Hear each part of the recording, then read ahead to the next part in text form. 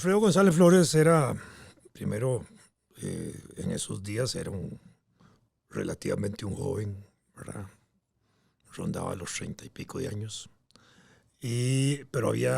se había formado como abogado, era un hombre soltero en esa época, ¿verdad? De manera que ya había empezado a incursionar en la política, había sido diputado, después El Partido Republicano. del Partido Republicano, que era el partido dominante, el partido más importante, había sido fundado allá por 1890, su principal dirigente había sido siempre Máximo Fernández, que participa en la elección de 1913, que es la que va a abrirle la puerta justamente a Alfredo González Flores para que entrara, digamos, como designado, segundo designado a la presidencia, y fuera parte de ese proceso. Incluso, me parece que incluso había sido compañero del bufete de Máximo Fernández, Alfredo González, de manera que eran abogados de oficina, digamos, trabajaban juntos, colegas. Y se había distinguido como diputado en ese periodo del 6 al 10, sí, del 6 al 10, que fue una diputación interesante porque ahí estuvo también Ricardo Jiménez de diputado, que es la primera incursión en política de Ricardo, donde Ricardo se distingue como un diputado antiimperialista,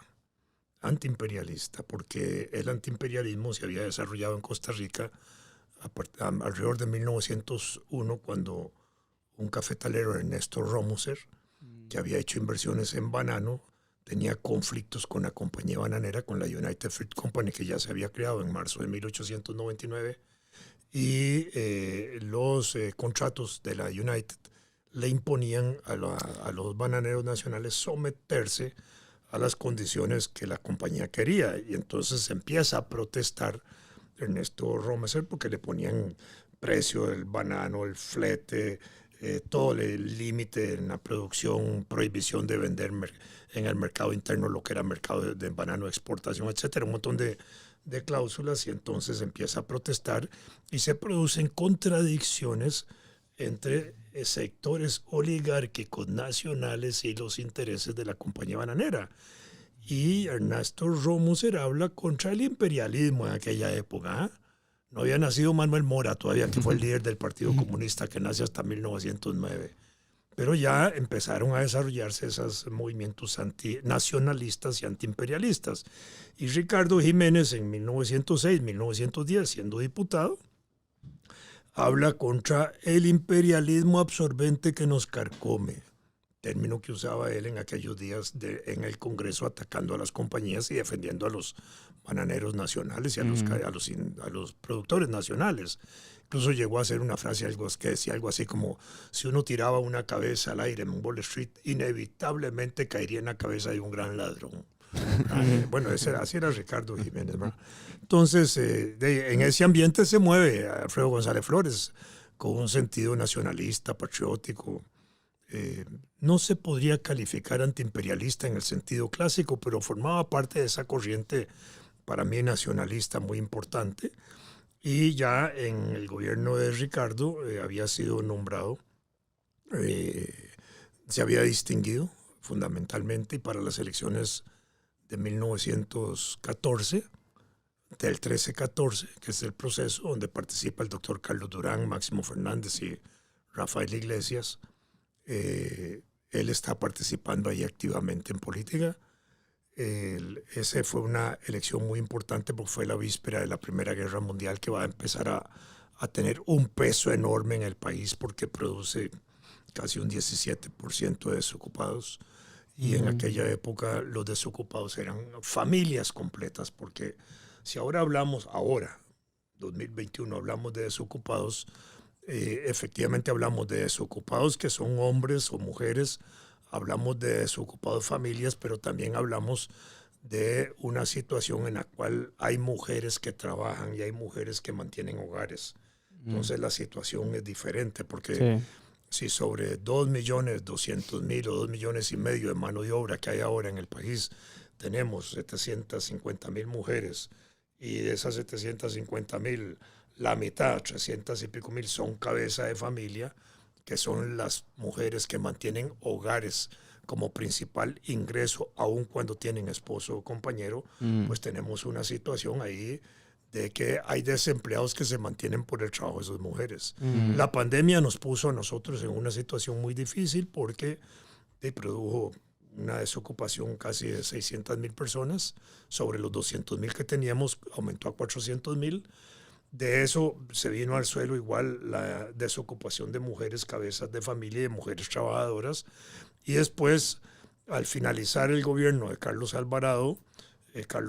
dijo que no se habían podido recuperar 200,000 trabajadores de los 400,000 que habían aumentado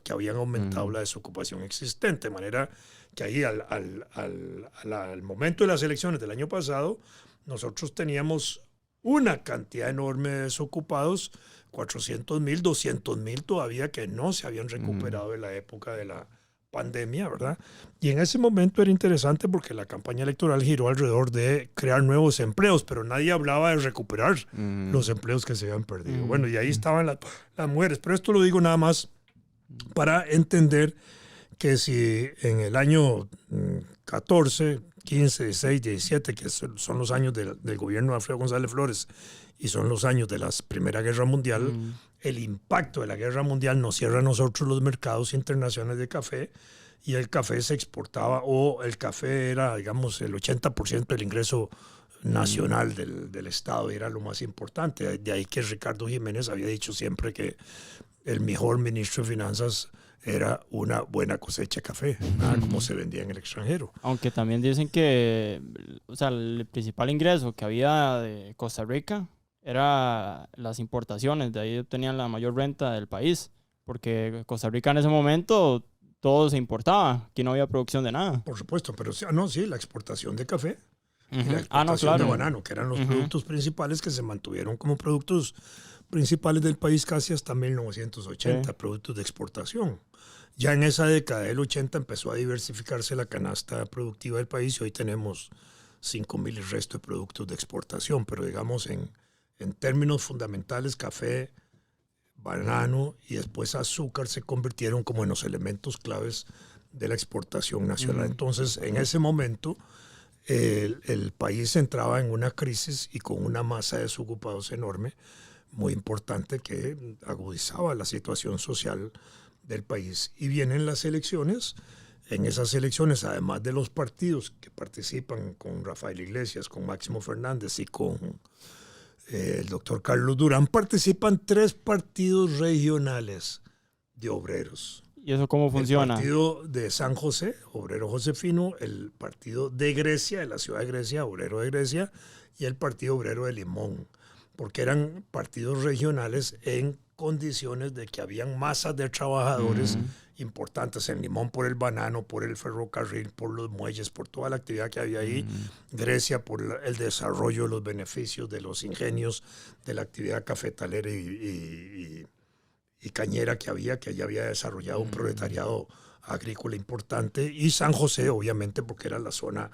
más importante del desarrollo urbano en ese momento, porque entre 1890 y 1912 se está construyendo y se termina de construir en ese periodo todo el barrio Amón y todo el barrio Aranjuez. Y las grandes edificaciones que hay urbanas, el Teatro Nacional, la Escuela de Edificio Metálico, los edificios que están ahí frente a la librería Lehmann y esos que hay en esas 200 metros, ahí hay un montón de edificios, incluso algunos de estructura metálica.